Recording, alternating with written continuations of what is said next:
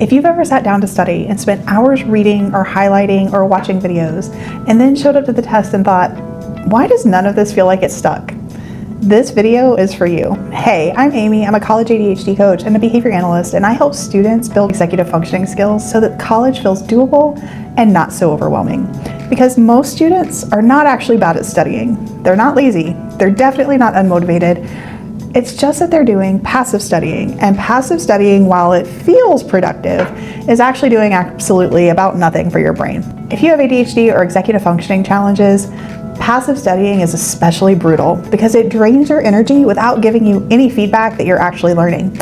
So today, I want to talk to you about how to make studying an active process and what this actually means and how to stop wasting your time on study habits that look good but don't actually work. I'm an ADHD and executive functioning coach, and this is one of the biggest patterns I see with college students. They're spending a lot of time studying. They're doing what they were told to do, and yet they're not getting the results that they expect or want. And it's not because they're not trying hard enough, but it's because no one actually ever taught them how learning actually works.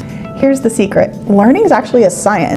Neurology and how our brain works also actually is science. And so when we know a little bit about those things, we can do things in a more effective manner and make things less frustrating for the ADHD student and even the typical student. So here's how I want you to reframe this. And I want you to hold on to this for the entire video. Studying, it's not actually about how long you sit there or how long you stare at the books. It is about what your brain is doing during that time.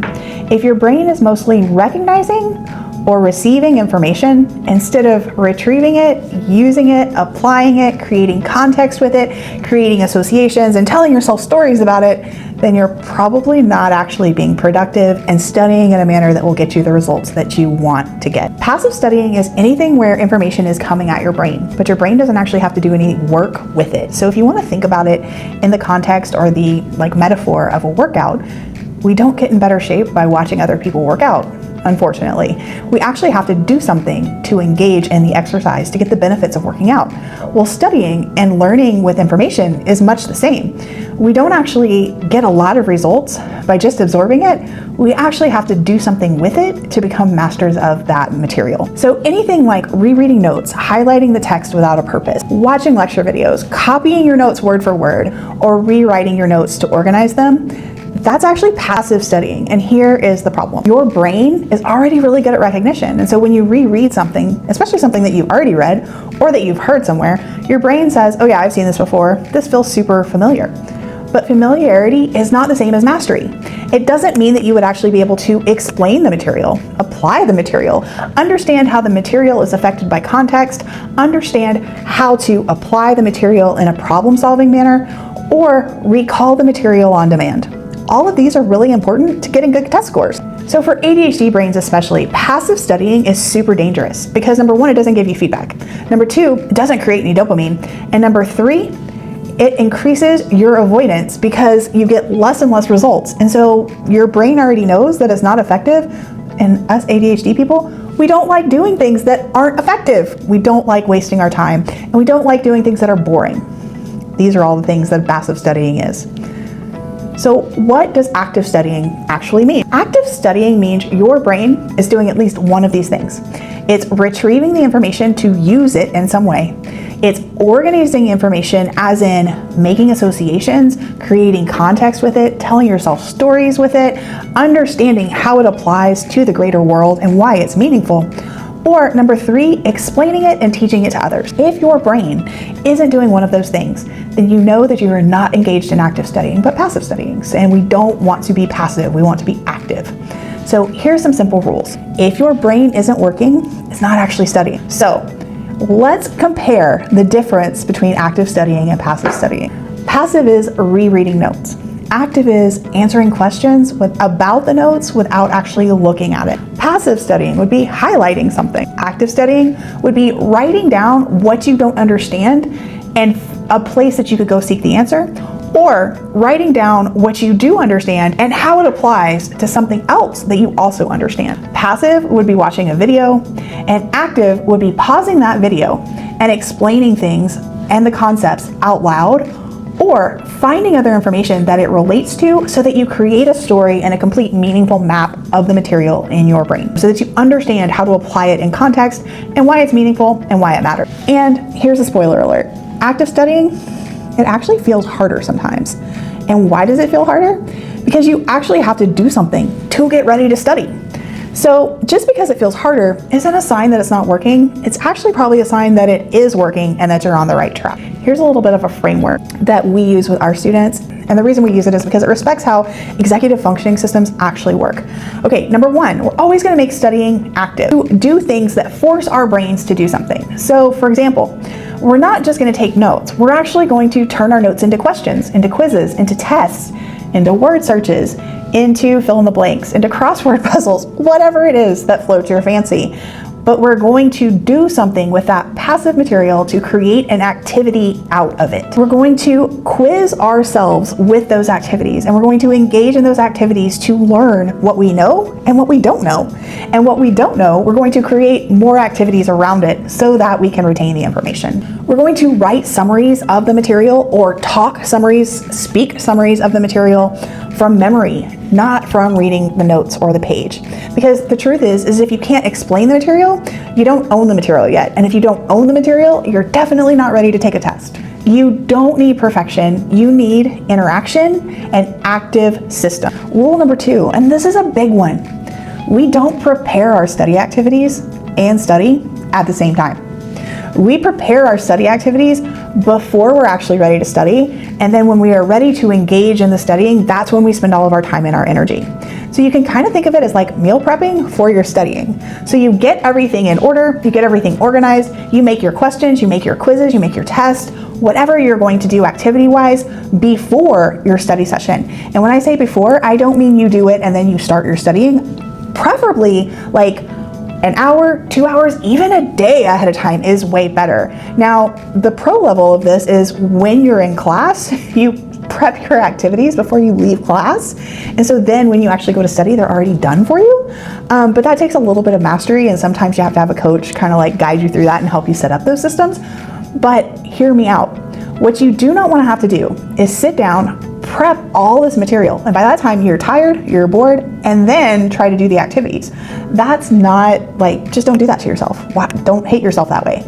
Actually have everything prepped, and then you can sit down for a shorter amount of time, engage in the activities, assess your knowledge and what needs to be done further so that you can retain it and you can move on. And so it takes a lot shorter time and you're not draining yourself mentally. The reason why doing it all at one time is that you're going to burn all your mental energy trying to figure out where to start, trying to figure out how to study, trying to figure out what material actually matters, and trying to figure out what exactly doesn't matter and what you're going to do to retain this information.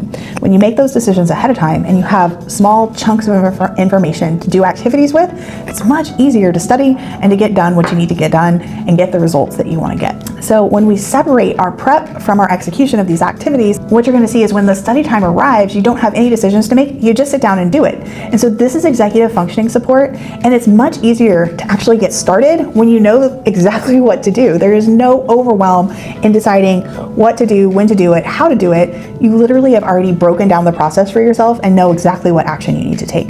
Part 3, and this is the biggest thing for ADHD students, and this is why coaching, especially by a behavior analyst, is so invaluable. Scaffolding is everything. Studying everything at one time doesn't necessarily work. Learning happens in layers. So layer 1, what is the big idea? Layer 2, what details support the big idea? And layer 3, how do I apply this, explain it, and make it meaningful and make it like, what's the context around this and why does it matter? So instead of cramming arbitrary facts into your head, you actually have this whole meaningful map and story and understanding of the context and why it matters. And it's so much easier to recall information like that because it's not boring and you know why it applies and why it's meaningful. So instead of cramming these inordinate facts, what you want to do is on the first pass, you want to outline or skim for the structure of the material. And then on the second pass, you're going to like ask questions and retrieve the answers to those specific questions. And then on the third pass, you're going to do an explanation and application. A great thing that's working for a lot of my students is to use a tool like Notebook LM and create like a mind map out of it so that you actually have like a visual story representation of your material. Studying should be a series of small wins, not one massive effort with no actual feedback, which is what just sitting and rereading is. So when you do all of these little bitty activities, what this will do is it will give you more confidence that you know the material. It should decrease your anxiety, and also it just becomes so much easier to do, which is a win-win all the way around, because you'll hate your life a little bit less when it says study session. In real life, let's make this super concrete. Let's say you have 2 hours to study. The old way would be that you would sit down, you would reread your notes, you would highlight, you would feel lost, you would be super bored, and then you might start panicking. The active way is right after class, you take 20 minutes and you prepare yourself questions and you prepare yourself activities. And then either later that day or the next day, you take 30 minutes and you engage in those activities. So that could look like reading and then taking a multiple choice test. It could look like reading and then taking a short answer test. It could look like reading and then taking a camera and turning it on yourself and explaining it to somebody like they're 5. It could look a lot of different ways, whatever activities work best for you. And then you're going to check your answers on those activities. And those answers on those activities are going to tell you what you need to work on and what your next study activities need to contain. And then you just rinse and repeat. So now you've taken a 2-hour study session, you've attacked something in 30 or 45 minutes, you've gotten feedback on what your next study session should contain, and I'm going to tell you to stop. So don't take the whole 2 hours. Just take that 1 hour and then take 10 minutes, prep what's going to be next, and take a break. Walk away from it. Depending on what your timeline is, you may even wait till the very next day to engage in the other activities. And so what you're doing is you're actually taking this knowledge and you're preparing it in a way that you can engage with it, become active with it, and create a system that actually works for you and leaves you not like just completely blank when you're looking at the test paper. Here's a spoiler alert. You might feel like you're doing less, or you might feel more mentally tired, but you should feel like you're more aware of what you actually know. When you first start the system, it might feel uncomfortable and like you're not enough, but I promise you, active studying over passive studying will get you further, and it will get knowledge in a retrievable manner so that you can succeed with it faster. So sometimes if you feel confused, that actually is feedback. And my encouragement to you is if you go through several of these activities and you still have confusion, then you need to use a tool that we call advocacy for yourself. You need to go to office hours or find a study group or text somebody from your class, and you need to get together and actually work on making this material meaningful instead of just sitting and going, well, I just don't understand. Use your confusion as feedback that you need to reach out and get extra support on the material. And then you can start the process all over again and you will have a good handle on it. Remember that the goal when you're studying for a test is not to feel comfortable all the time. It's actually to learn to be competent with the material. And so whatever you need to do to get competence with the material is what you should do. And so that could include creating activities. It could include going to seek help from an academic success center. It could include going to office hours. It could include emailing questions. It could include finding people in your class that also have the same questions. There are many ways to accomplish this, but I promise you the answer is never sit and stare at your book hoping that it'll all make sense, because it's not going to magically make sense. You have to actively pursue a way to make it make sense. These tips and these tools are things that we practice inside of ADHD U and in our one-on-one college coaching all the time. In fact, our one-on-one intensive students, a lot of times we do the preparation activities for them.